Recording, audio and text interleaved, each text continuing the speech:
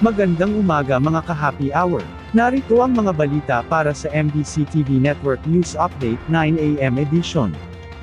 Projection ng economic team sa inflation rate ng bansa sa taong ito papalo sa pagitan ng 2 hanggang 3%. Nasa 2 hanggang 3% ang projection ng Department of Economy Planning and Development ang inflation rate para sa 2025.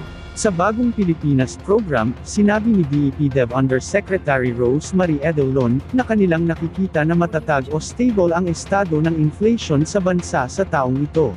Ito'y sa gitna ng usapin hinggil sa pagtaas sa presyo ng produktong petrolyo, na nakakabit sa tensyon sa gitnang silangan. Ayon kay Edellon, umaasa silang magiging stable din ang sitwasyon sa Middle East at sa katunayan, ay napabalita na din namang magkakaroon ng rollback sa mga susunod na linggo. Umaasa din ang DEP Dev official na magtutuloy-tuloy rin ang pag-stabilize sa merkado ng mga pangunahing bilihin. For the entire year, no, nakikita namin dito is mag-stabilize naman siya to between 2 and 3%.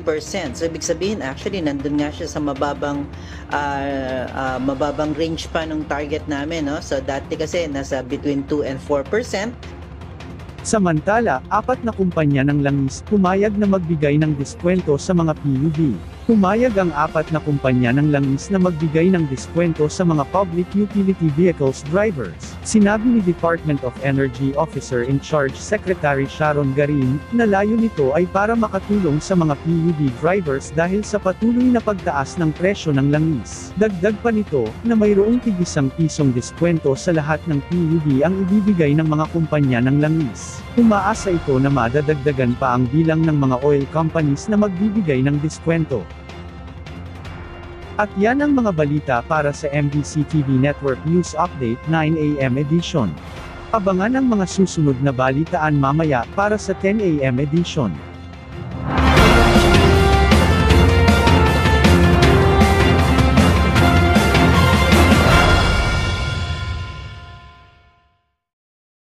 Mga ka-happy hour, kung gusto mong manood ang mga balita sa MBC TV Network News Update, mag-subscribe sa aming YouTube channel, i-like ang aming Facebook page, at i-follow sa aming TikTok account.